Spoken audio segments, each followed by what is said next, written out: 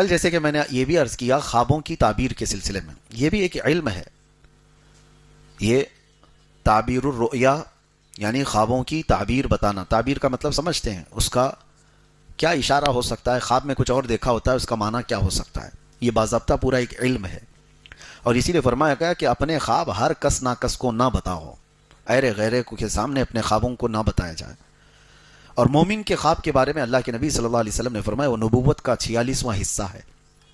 مطلب مومن کے اکثر خواب سچے ہوتے ہیں. نبوت اب بند ہو گئی، کسی کو نبوت نہیں ملنے والی ہے، لیکن اللہ تعالیٰ اپنے بندوں کو ہدایت دیتا ہے تو اس کے ذریعے ہیں. تو یہ خواب جو ہے بندوں کو ہدایت دینے کا ایک راستہ ہے. بسا اوقات تمہیں خواب میں وہ دکھا دیا جاتا ہے جس کی تمہیں حاجت ہو، یا تمہیں کسی چیز سے بڑا نقصان ہونے والا ہو، اس سے تمہیں آگاہ کر دیا جاتا ہے خواب کے اندر. تو خوابوں کی تعبیر ایک اپنا علم ہے. لیکن آپ کو میں بتاؤں، جو اس کا علم رکھنے والے علماء ہیں انہی سے خوابوں کی تعبیر پوچھی جائے. اور خواب کی تعبیر دیکھنے والے پر بھی ڈیپینڈ کرتی ہے، حالت پر بھی ڈیپینڈ کرتی ہے. کس وقت دیکھا، دن میں خواب دیکھ رہا تھا یا رات کے وقت سونے میں خواب دیکھا ہے، اور دیکھنے والا کیسا ہے، متقی پرہیزگار ہے یا فاسق و فاجر آدمی ہے. ایک ہی خواب ہو سکتا ہے لیکن دونوں کے معنی الگ الگ ہو سکتے ہیں. حضرت محمد بن سیرین یہ تابعی ہیں، خوابوں کی تعبیر کے بڑے عالم تھے. ان کی کتاب ہے تعبیر الرؤیا، جو اب تک امت میں خوابوں کی تعبیر پر لکھی ہوئی ایک بہت بڑی کتاب ہے. حضرت محمد بن سیرین نے کئی مرتبہ خوابوں کی تعبیر کو قرآن سے اخذ کر کے بتایا. ابھی جیسے ہم نے سورہ یوسف پڑھا ہے، اسی میں ایک آیت کو لے کر کے انہوں نے خواب کی تعبیر کس طرح سے بتائی میں آپ کو بتاتا ہوں. ایک شخص آیا اور اس نے کہا کہ میں نے کل خواب میں دیکھا کہ اذان دے رہا ہوں. اذان دے رہا ہوں یا اذان سن رہا ہوں. سنیے، خواب میں اگر اذان دے رہے ہیں یا سن رہے ہیں تو کیا تعبیر ہو سکتی ہے. تو آپ نے اس کے بیک گراؤنڈ کو چیک کیا اور معلوم کرایا کہ کیسا شخص ہے. یہ بتایا گیا کہ نماز روزے والا ہے، دیندار آدمی. تو آپ نے کہا مبارک ہو تجھے، تو عنقریب حج پہ جانے والا ہے. خواب میں اذان دیتے ہوئے سننا یا اذان خود دے رہا ہو تو اس کی تعبیر یہ ہے کہ وہ حج پر جائے گا. مجلس ختم نہیں ہوئی تھی کہ ایک اور شخص آیا اور اس نے کہا کہ میں نے خواب میں دیکھا ہے کہ اذان دے رہا ہوں یا اذان سن رہا ہوں. تو آپ نے اس کے متعلق معلوم کیا، خواب تو سیم تھا. تو معلوم کیا تو پتہ چلا کہ یہ جھوٹا آدمی ہے، فاسق و فاجر ہے، فلاں فلاں چیزوں میں مبتلا رہتا ہے. تو آپ نے کہا تو نے خواب میں اذان سنا، ان قریب تو چوری کے جرم میں پکڑا جائے گا. کتنی ڈیفرنٹ ہے، بہت زیادہ الگ ہے. دیکھا کچھ اور ہے اور اس کی تعبیر، اور دونوں کو انہوں نے قرآن کی آیت سے بتایا. پہلے والے کو کہا، اللہ قرآن میں فرماتا ہے وَأَذِّن فِي النَّاسِ بِالْحَجِّ، جہاں حج کا ذکر آیا ہے وہاں اذن کہا ہے اللہ تعالیٰ نے کہ بلاؤ لوگوں کو، اذان دو یعنی اعلان کرو. اس آیت سے کہا کہ وہ حج پر جانے والا ہے. اور دوسرے کو جو چوری کا آپ نے فرمایا چوری میں پکڑا جائے، اس کو بھی آیت سے بتایا. قالوا اذن مؤذن بینہم، یہ سورہ یوسف میں ہے کہ ایک اعلان کرنے والے نے اعلان کیا کہ یوسف علیہ السلام کے جو اب واقعہ ہے اس میں آپ سماعت کریں گے، ان کی کٹوری چوری ہو گئی اور پھر چور پکڑے بھی گئے. تو اس آیت سے انہوں نے کہا کہ جو خواب میں فاسق و فاجر آدمی نے اذان دیتے ہوئے سنا ہے تو وہ چوری کے جرم میں پکڑا جائے گا. خوابوں کی تعبیر ایک اپنا علم ہے. کبھی ایسا ہوتا ہے کہ کسی کی موت دیکھنا وہ اس کی زندگی کی علامت ہے، اس کی لمبی عمر کی علامت ہے. مجھے آج آپ کے سامنے میں شیئر کرتا ہوں خوابوں کی تعبیر، کیونکہ چلتے پھرتے رہتے ہیں، وقت نہیں ملتا بہت ساری چیزوں کو دیکھنے کا. اور کبھی کبھار ایسا ہوتا ہے کہ خواب آدمی بھول جاتا ہے. مجھے بات یاد آتی ہے، کچھ بزرگ جو انتقال کر چکے وہ اگر آئے ہیں ملاقات کرتے ہیں، ہنسی خوشی بات چیت ہو رہی ہے، یہاں تک تو ٹھیک ہے، لیکن گلے ملتے ہیں جو انتقال کر چکے. ہم تو اچھا ہی سمجھتے ہیں، انتقال کیے ہوئے ہمارے باپ ہیں، چاچا ہیں، کوئی بھی ہیں. وہ تو مجھے کافی دنوں کے بعد میں خواب کی تعبیر دیکھا تو پتا چلا کہ مرے ہوئے پرانے لوگ اگر گلے مل لیں تو اس کے جیل جانے کا اندیشہ ہے، اس کے جیل میں قید ہونے کا اندیشہ ہے. خوابوں کی تعبیر ایک بڑا علم ہے. اب آپ کو میں ایک بات بتاتا ہوں، خلیفہ ہارون رشید کی بیوی زبیدہ خاتون نے بھی ایک بار خواب دیکھا تھا، اور اتنا بھیانک خواب دیکھا تھا. یہ حضرت محمد بن سیرین کے حیات میں موجود تھیں، جب وہ تابعی خود موجود تھے خوابوں کی تعبیر کے سب سے بڑے عالم ہیں. تو زبیدہ خاتون نے خواب یہ دیکھا کہ اجتماعی طور پر بہت سارے لوگ ان کی عزت لوٹ رہے ہیں, عصمت دری ہو رہی ہے. تو بہت سارے لوگ خواب میں کسی ایک عورت کی عزت لوٹ رہے ہوں تو کتنا بھیانک ہے, عورت تو ڈر جائے, بھیانک خواب ہے. صبح اٹھی تو پریشان ہوئی, کس سے خواب کی تعبیر پوچھوں. اس نے زبیدہ خاتون نے بتانے کو بھی شرم محسوس کیا کہ کیسے میں کسی کو بتا سکتی ہوں کہ خواب میں میرے سارے مرد حضرات عزت لوٹ رہے تھے. تو اپنی ایک خادمہ سے زبیدہ خاتون نے کہا کہ جاؤ حضرت سیدنا محمد بن سیرین کے پاس اور جا کر کے ان سے کہنا کہ تو نے خواب دیکھا. توجہ چاہتا ہوں, تو نے خواب دیکھا کہ بہت سارے مرد میری عزت لوٹ رہے تھے. کیسے کہے گی وہ بادشاہ کی بیوی نے ایسا گندا خواب دیکھا ہے؟ تو نے دیکھا یہ کہنا. اور کیا خواب کی تعبیر بتاتے ہیں وہ آ کر مجھے بتانا. لوگ ہمارے پاس بہت آتے ہیں, ان کو پوچھنا ہوتا ہے اپنی بیوی کے بارے میں, لیکن وہ کہتے ہیں میرے دوست کی بیوی کو ایسا مسئلہ ہے. کوئی بات نہیں, آپ کی دوست کی بیوی کا بھی ہم جواب دیتے ہیں. اگر ایسا کوئی پوچھنا چاہتا ہے تو کوئی حرج نہیں ہے, حیا کی وجہ سے. خود کی بیماری کو بھی اگر کسی دوسرے پہ ڈال کے پوچھتا ہے میرا دوست ہے اس کو ایسا پرابلم ہے, کوئی بات نہیں, آپ کو بھی ہو سکتا ہے. تو ہمیں اتنا تو اندازہ ہوتا ہے. تو یہ زبیدہ خاتون نے بھیجا اپنی خادمہ کو یہ کہہ کر کے تو کہنا کہ تو نے خواب دیکھا ہے. اب ہوتا کیا ہے سنیے, ایسے خوابوں کو آپ ہمارے پاس مت بھیجنا. وہ خادمہ تو گئی حضرت محمد بن سیرین کے پاس. وہ چلتے پھرتے آدمی نہیں تھے, خوابوں کی تعبیر کے بڑے عالم تھے. کہا کہ حضور ایک بڑا بھیانک خواب میں نے دیکھ لیا کل. کہا کیا دیکھا؟ کہا بہت سارے مرد میری عزت لوٹ رہے تھے, میں ڈر گئی صبح اٹھ کر کے. تو آپ نے پوچھا اچھا کیا کام کرتی ہوں؟ تو اس نے کہا میں خادمہ ہوں, کنیز ہوں محل میں. تو آپ ہنسنے لگے, جھوٹ بول رہی ہے, تو یہ خواب دیکھ ہی نہیں سکتی, تو نے یہ خواب دیکھا ہی نہیں, جھوٹ کیوں بول رہی ہے؟ تو اس نے کہا آپ کو کیسے پتا؟ کہا پتا ہے, تو خدمت کرنے والی باندی ہے اور یہ اس قسم کا خواب تو نہیں دیکھ سکتی. تو اس نے کہا اچھا چھوڑیے, کوئی بھی بات ہو, کوئی بھی دیکھا ہو. کہا کون دیکھا ہے بتاؤ. پھر اس خادمہ نے بتا دیا کہ خلیفہ ہارون رشید کی بیوی ملکہ زبیدہ نے یہ خواب دیکھا. تو حضرت محمد بن سیرین نے کہا ڈرنے کی بات نہیں, جاؤ اس خواب کی تعبیر اتنی اچھی ہے کہ جا کر اپنی خاتون سے کہو ان قریب وہ ایک ایسا کام کرے گی جس سے پوری امت نفع اٹھائے گی, امت کا ایک بہت بڑا حصہ اس سے فائدہ اٹھائے گا. اور خواب کی تعبیر ہی ہے کہ حضرت زبیدہ خاتون حج پر آئیں, عرفات کے میدان میں دیکھا حاجیوں کو پیاس سے بلکتے ہوئے.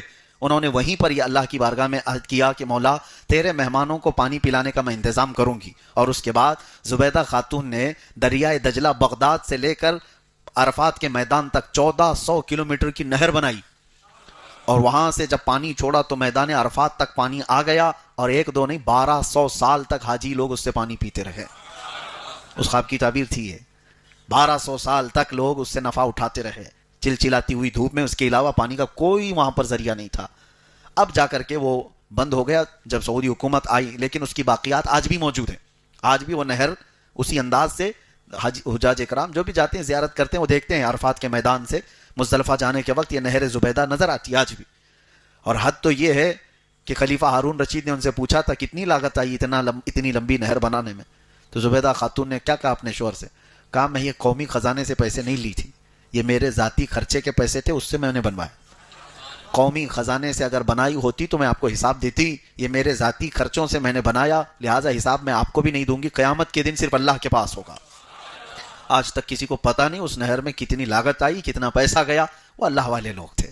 تو بہرحال خواب کے سلسلے میں یہ بتا رہا تھا, اور یہ سورہ یوسف بھی شروع ہوتا ہے خواب سے ہی. میں نے کل ہی بتایا تھا حضرت یوسف علیہ السلام نے خواب میں کیا دیکھا تھا, کل کی اگر آپ کو تفسیر یاد ہو تو. انہوں نے خواب میں کیا دیکھا تھا؟ 11 ستارے, ایک چاند اور ایک سورج ان کو سجدہ کر رہا. یہ خواب ذہن میں رہے. اور اس کے بعد کیا کیا ہو گیا یوسف علیہ السلام کے ساتھ؟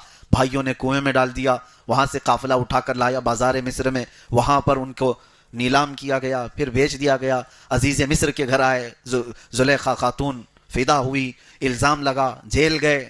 جیل میں کتنے سال؟ 14 سال چلے گئے. اس کے بعد وہ وقت آیا جب بادشاہ نے بھی خواب دیکھا. دیکھیں خواب کے ارد گرد گھوم رہی ہے بات. اس زمانے کا جو بادشاہ تھا اس نے خواب دیکھا. وہ خواب کیا دیکھا؟ وقال الملك انی ارى 7 بقرات سمان یاکلهن 7 عجاف. وہ کہتا ہے کہ میں خواب میں دیکھا کہ 7 بھینسیں ہیں سوکھی ہوئی, وسبع سنبلات خضر واخر یابسات، اور 7 سوکھے گھاس کی اور 7 اچھے والے اناج کی اوٹ دیکھا۔ ایک خواب ایسا تھا 7 بھینسیں ہیں اور اس میں 7، اس کو کیا کہتے ہیں، گھاس کا جو اوٹ بناتے ہیں، کسان لوگ بناتے ہیں بیلوں کے چارے کے لیے، اور 7 ہرے گھاس کے اور 7 سوکھے گھاس کے۔ اس طرح سے اس نے دیکھا یہ 7 کا عدد کیا ہے، وہ پریشان ہوا۔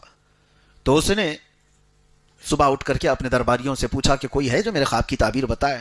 تو اس کے درباریوں میں وہ چھوٹا ہوا قیدی موجود تھا جس کے خواب کی تعبیر حضرت یوسف علیہ السلام نے جیل میں بتائی تھی، جو انگور کا رس نچوڑ رہا تھا، وہ آزاد بھی ہو گیا۔ اس نے کہا کہ ہاں مجھے ایک آدمی پتا ہے جو جیل کے اندر رہتا ہے، خوابوں کی سچی سچی تعبیر بتاتا ہے۔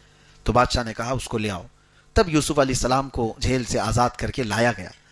یوسف افتنا فی 7 بقرات، یوسف ایھا الصدیق افتنا فی 7 بقرات۔ اب بادشاہ کہتا ہے اے یوسف میرے یہ 7 بھینسوں والے خواب کی تعبیر بتا، کیا ہوگا؟ تو حضرت یوسف علیہ السلام نے کہا کہ تمہارے خواب کی تعبیر یہ ہے کہ 7 سال جو ابھی آئیں گے تمہارے بہت خوشحالی کے ہوں گے، غلہ اناج سب زیادہ ہو جائے گا۔ ثم یأتی بعد ذلك عام فیہ یغاث الناس وفیہ یعصرون، اس کے بعد پھر ایسا وقت آ جائے گا کہ لوگ جو ہے بھوکے اور پیاسے ہو جائیں گے، پوری زمین سوکھ جائے گی، اناج غلہ ختم ہو جائے گا، لوگ اپنے آپ کو بیچنے لگ جائیں گے، سب چیزیں اٹھا اٹھا کر بیچ دیں گے، تو کیا کرنا چاہیے؟ تو بادشاہ سے یوسف علیہ السلام نے کہا یہ جو تمہارے اچھائی کے 7 سال ہیں، یہ اس میں اناج اور غلہ خوب جمع کر لو، اور جب وہ برے دن آ جائیں، یعنی بھوک اور پیاس اور شدت کے، اس وقت اپنی رعایا کو تم اناج تقسیم کرو۔ تو بادشاہ کو یہ خواب سمجھ آ گیا، یہ تعبیر سمجھ آ گئی، اور اس کے اعتبار سے بادشاہ نے اعلان کیا اور سارے غلے اناج جمع کیے جانے لگے۔ اور یوسف علیہ السلام کو اس خواب کی تعبیر بتانے کے بعد بادشاہ مصر نے سیدھے اپنے وزیر اعظم کے عہدے پر بٹھا دیا، وزیروں میں بھی وزیر اعظم کے عہدے پر بٹھا دیا۔ یہی ہے رب تعالیٰ کا نظام، گھر سے نکلے، قافلے میں گئے، کنویں میں ڈالے گئے، بازار میں بیچے گئے، پھر جیل میں ڈالے گئے، اور اس کے بعد سیدھے رب تعالیٰ کہاں وہ اتنا بلند مقام کے وزارت عظمیٰ پر بٹھا دیا۔ اور اللہ فرماتا ہے وَكَذَلِكَ مَكَّنَّا لِيُوسُفَ فِي الْأَرْضِ، ہم نے زمین پر یوسف کو قوت بخشی، اور یوسف علیہ السلام نے اپنے حسن تدبیر سے ملک کے اور سلطنت کے کاموں کو ایسا نبھانا شروع کیا کہ بادشاہ کا اعتماد پورا آپ کے اوپر۔ 7 سال گزر گئے، اس کے بعد جو قحط کے 7 سال آئے، وہ آگے کے جو 7 سال، تو ساری رعایا پریشان تھی، ہر جگہ سے لوگ بھوکے اور پیاسے، اور کچھ بھی نہیں تھا، سب لوگوں نے جانور بیچ دیے، گھر بیچ دیے، اپنے آپ کو بھی بیچنے لگ گئے۔ تب اعلان ہوا کہ لوگوں کی ضروریات کے لیے شاہی خزانے سے غلہ دیا جائے گا، جو جس گھر میں، اب راشن تقسیم ہوتا ہے، جس گھر میں جتنے لوگ ہیں اتنا راشن لے کے جاؤ۔ اعلان ہو گیا، ہر جگہ سے لوگ اناج غلہ لینے کے لیے آئے۔ یہ وہ زمانہ ہے جب یہ شدت بھوک اور قحط سالی کی وجہ سے سارے لوگ پریشان تھے۔ تو یوسف علیہ السلام کے وہ 10 بھائی، ان کا کیا ہوا؟ وہ حضرت یعقوب علیہ السلام کی ناراضگی ہی مول لے کر جی رہے تھے۔ یعقوب علیہ السلام کا حال یہ تھا کہ اپنے بیٹے کی جدائی کے غم میں روتے روتے ان کی آنکھیں چلی گئی تھی۔ نبی تھے یعقوب علیہ السلام، لیکن یوسف علیہ السلام سے بے انتہا محبت کرتے تھے، اور اتنا غم تھا آپ کو کہ آپ کی بینائی چلی گئی۔ تو اللہ تبارک و تعالیٰ نے حضرت یعقوب علیہ السلام کے دل کو سکون دینے کے لیے ایک اور بیٹا عطا کیا یعقوب علیہ السلام کو، جن کا نام بنیامین رکھا گیا۔ بنیامین، یوسف علیہ السلام کے جانے کے کئی سالوں بعد بنیامین پیدا ہوئے، اور حضرت یعقوب علیہ السلام اب یوسف علیہ السلام کے مقام پر بنیامین کو زیادہ پسند کرتے تھے، اپنے قریب رکھتے تھے، ان سے محبت کرتے تھے، جیسے یوسف علیہ السلام کے ساتھ تھا۔ بہرحال اب غلہ اور اناج جب بٹنے کی بات آئی تو یہ 10 بھائیوں کو بھی حضرت یعقوب علیہ السلام نے کہا جاؤ بادشاہ مصر غلہ اور اناج تقسیم کر رہا ہے، تم لوگ بھی اپنے حصے کا لے آؤ۔ یہ 10 لوگ نکلے اور آئے، ان کو تو خبر ہی نہیں ہے یوسف کہاں ہیں، یہ تو کنویں میں ڈال کر ختم سمجھ رہے تھے، ان کی زندگی کا خاتمہ سمجھ بیٹھے تھے۔ اس کنویں سے، زہریلے کنویں سے بھلا زندہ کون نکلے گا جس میں یہ لوگ ڈال کے آئے تھے، لیکن اللہ جہاں سے چاہے نکالے۔ اب یہ 10 آئے اور غلہ جب تقسیم ہو رہا تھا تو یہ لوگ جیسی آئے، حضرت یوسف علیہ السلام نے ان کو دیکھا، دیکھتے ہی پہچان لیا، اور ان لوگوں نے حضرت یوسف علیہ السلام کو نہیں پہچانا۔ بادشاہ وقت کا وزیر اعظم ہے، اتنے بڑے مقام پر ہے۔ حضرت یوسف علیہ السلام نے ان کو دیکھا، اور یوسف علیہ السلام کو معلوم تھا کہ ایک اور بھائی میرا چھوٹا یعقوب علیہ السلام کا نور نظر بن چکا ہے، بہت عزیز ہے۔ تو حضرت یوسف علیہ السلام نے ان سے کیا کہا؟ ہم تمہیں غلہ نہیں دیں گے، تمہارے گھر میں کتنے لوگ ہیں؟ کہا 10 اور ایک ہمارا بھائی. کہا جاؤ اس کو بھی لے آؤ, اس کو لے کر کے آؤ. انہوں نے کہا نہیں, اس کو ہمارے ابا نہیں بھیجیں گے. کہا کیوں نہیں بھیجیں گے؟ کہا اس سے پہلے ہمارا ایک بھائی ایسے ہی غائب ہو گیا, اس کے ساتھ حادثہ ہوا فلاں فلاں سب. وہ کس کو کہہ رہے ہیں؟ یوسف علیہ السلام کو کہہ رہے ہیں. اور کہا کیا وہ اب ہمارے والد کا نور نظر ہے, اس کو ہم نہیں لا سکتے. تو حضرت یوسف علیہ السلام نے کہا میں بھی اس وقت تک تمہیں غلہ نہیں دوں گا جب تک اس بھائی کو نہیں لاؤ گے. اب کیسے لائیں؟ تو اس کے بعد حضرت یوسف علیہ السلام نے ان کو واپس بھیجا. وہ گئے روتے گڑ گڑاتے اپنے ابا سے کہنے لگے, بادشاہ مصر کا جو وزیر اعظم ہے وہ بڑا سخت ہے, وہ کہتا ہے جب تک چھوٹے بھائی کو نہیں بھیجیں گے وہ دے گا نہیں. حضرت یعقوب علیہ السلام جلال میں آ گئے اور کہا اس سے پہلے بھی تم لوگوں نے ایسی ہیلے بہانے کر کے مجھ سے یوسف کو دور لے کے, اور کچھ وہاں ان کے ساتھ غلط ہوا. میں نہیں چاہتا کہ میرے اس چھوٹے سے بیٹے کو بھی تم لوگ کچھ کرو. انہوں نے قسمیں کھائی, قدموں پہ گرے اور کہا کہ ہم سے جو خطا ہوئی, اتنے سالوں سے ہم آپ کی ناراضگی مول لیے ہوئے ہیں, ہرگز ایسا نہیں ہوگا, پوری ان کی حفاظت کریں گے, ان کے بغیر تو بادشاہ ہمیں کچھ دینے کو راضی بھی نہیں. حضرت یعقوب علیہ السلام نے ان کو بھیج دیا, چھوٹے بیٹے کو بھی. بنیامین کو لے کر کے 10 بھائی آئے تو حضرت یوسف علیہ السلام نے سب کو دیکھا, اور اس کے بعد غلہ جب تقسیم کر رہے تھے سونے کی کھٹوری سے اناج دیا جاتا تھا. یوسف علیہ السلام نے اپنے چھوٹے بھائی کے جھولے میں وہ سونے کی کھٹوری ڈال دی اور اس کے بعد سب کو بھیج دیا. تھوڑی دیر گزری تھی کہ آپ نے اعلان کروایا کہ شاہی خزانے کی کھٹوری چوری ہو گئی, ناکہ بندی کی جائے اور تلاشی لی جائے, کون لوگ ہیں جنہوں نے یہ چرایا ہے. سب کی تلاشی لی گئی تو وہ 10 بھائیوں کے بعد جو چھوٹے تھے بنیامین ان کے جھولے میں مل گئی. ان کو پکڑا گیا, کہا گیا کہ ان کو پکڑا جائے گا. یوسف علیہ السلام جیسے ہی ان کو پکڑ کر کے لائے, اب تو وہ رونا دھونا شروع کر دیے. ہمارے ایک بھائی کے ساتھ ایسا ہوا ہے پہلے, اب ہمارے باپ ہمارا اعتبار ہی نہیں کریں گے, اگر ان کے ساتھ بھی ایسا ہوا تو آپ رحم کرو. قالوا یا ایھا العزیز ان لہ ابا شیخا کبیرا فخذ احدنا مکانہ انا نراک من المحسنین. وہ کہتے ہیں ہم میں سے کسی ایک کو پکڑ کے رکھ لو, اس کو چھوڑ دو. یہ 10 ہے نا, ہم ان میں سے کسی ایک کو رکھ لو, آپ اس کو چھوڑ دو, آپ بہت اچھے لگتے ہو. انہوں نے کہا وہی کل والی بات میں نے جو کہا, جیل والوں کو جس کی ضرورت ہے اس کو ہی پکڑا جاتا ہے. حضرت یوسف علیہ السلام نے کہا قال معاذ اللہ ان ناخذ الا من وجدنا متاعنا عنده. ہرگز نہیں, اللہ معاذ اللہ, میں کسی ایسے کو کیوں پکڑوں جس کے پاس یہ کھٹوری نہیں ملی, جس کے پاس ملی اسی کو پکڑوں گا. اب وہ پریشان ہو گئے, کیا کریں گے, ہمارے باپ غم سے ختم ہو جائیں گے, انتقال ہو جائے گا. تو یہ باتیں چل رہی تھی. حضرت یوسف علیہ السلام نے پھر ان سے کہا کہ جاؤ تمہارے والد کو بھی لے آؤ. کہا وہ کیسے آئیں گے؟ تو حضرت یوسف علیہ السلام نے اپنا جبہ اتار کے دیا, کہا یہ لے جاؤ اور اپنے باپ کے چہرے پر ڈال دینا. قرآن پاک میں ہے اذهبوا بقمیصی ھذا فالقوه علی وجہ ابی. جاؤ ہمارے باپ کے چہرے پر یہ ڈال دو جبہ.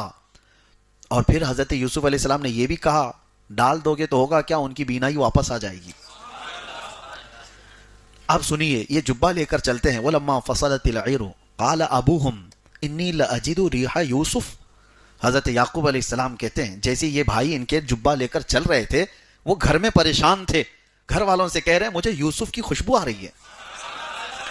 جیسے جیسے وہ لوگ قریب آتے گئے, حضرت یعقوب کہتے ہیں انی لأجد ریح یوسف. گھر والوں نے کہا آپ تو پرانی محبت میں ابھی بھی ہیں, آپ کو ہر جگہ یوسف یوسف یوسف نظر آتا ہے. قالوا تاللہ انک لفی ضلالک القدیم.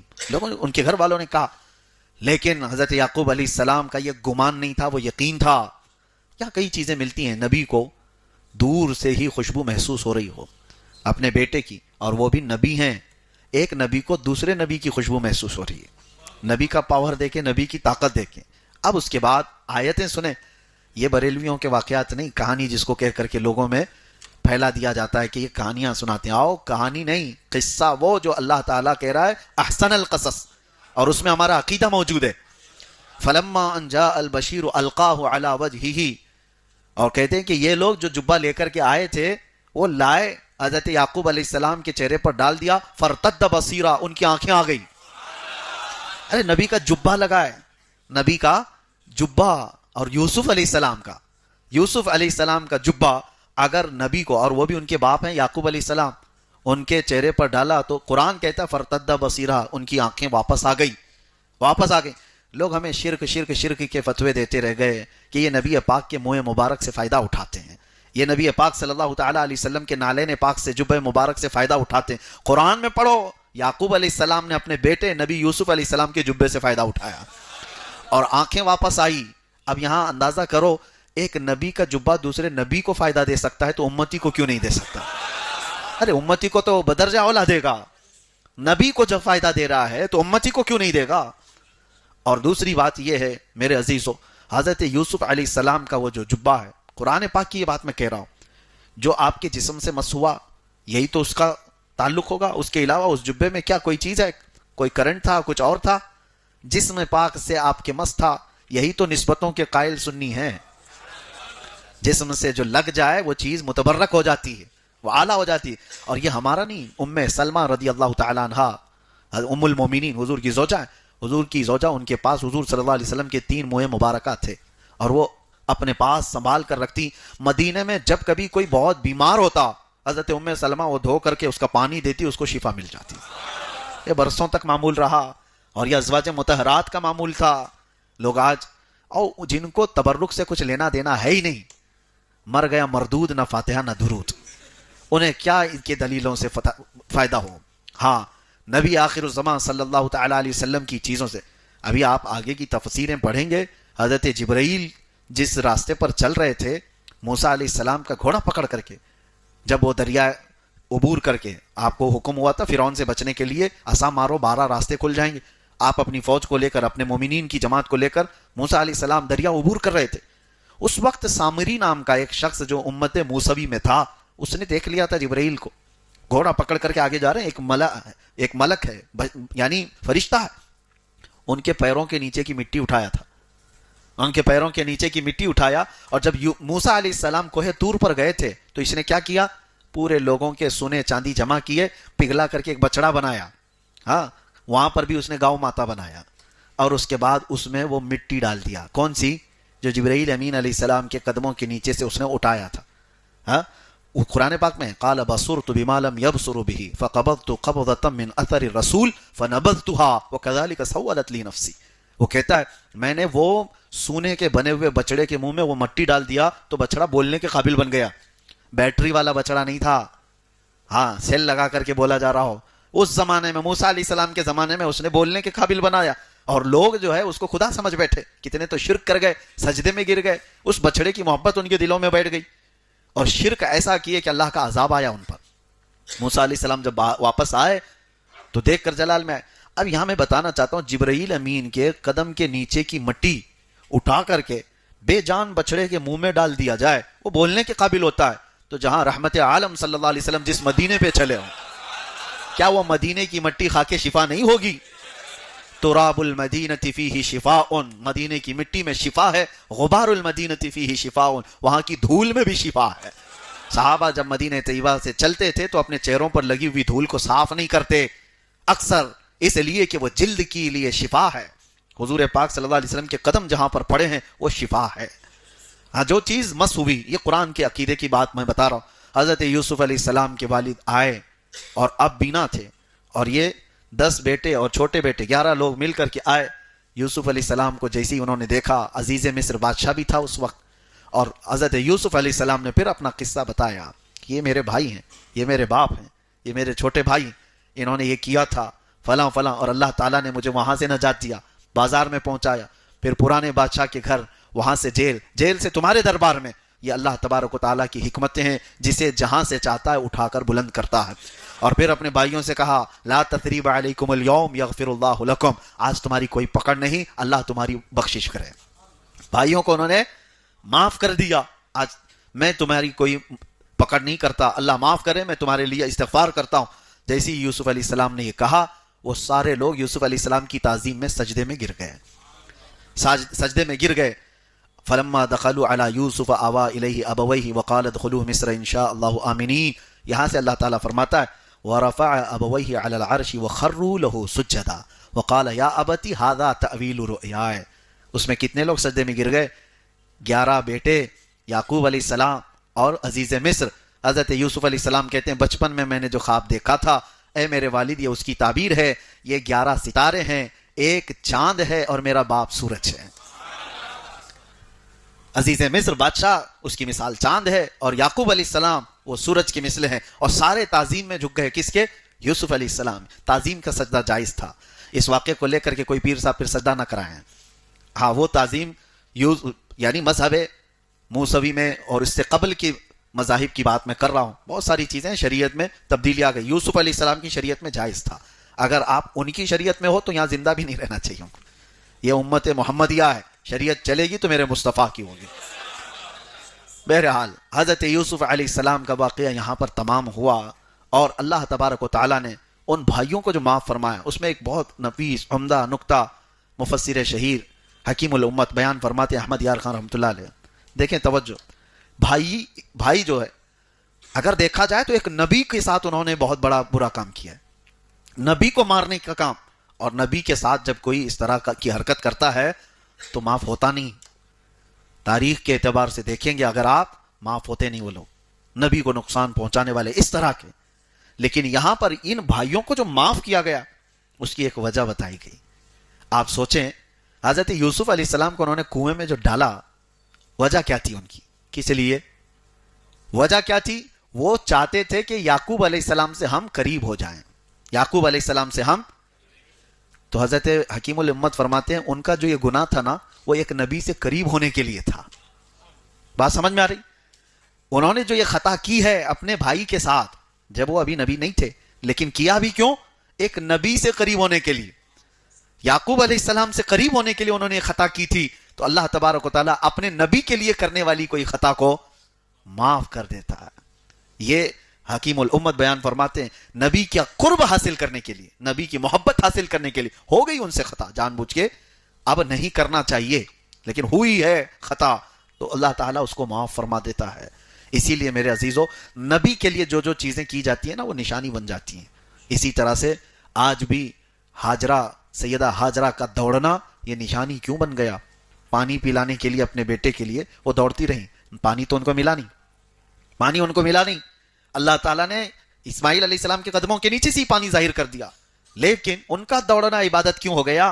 اس لیے کہ وہ ایک نبی کی پیاس بجھانا چاہ رہی تھی، ایک نبی کے لیے دوڑی تو وہ نشانی بن گئی۔ آج جو نبی کے لیے کھڑا ہوگا وہ دنیا کی نشانی بن کر رہے گا، جو نبی کی محبت میں کھڑا ہو اللہ تبارک و تعالیٰ اسے نشانی بنا دیتا ہے۔ سورہ یوسف کو اللہ تبارک و تعالیٰ نے جتنی تفصیل سے بیان کیا ہے، آپ کو بھی چاہیے کہ سن کر کے چلے نہ جاؤ، بلکہ اپنے بچوں کو بھی یہ احسن القصص بیان کرو۔ اللہ کے نبی یوسف علیہ السلام کون تھے، ان کا خاندان کیا تھا، ان کے ساتھ کیا کیا ہوا، بعد کی بہت سارے الحاقات بھی ہیں، قرآن میں جتنا آیا میں نے آج بیان کر دیا۔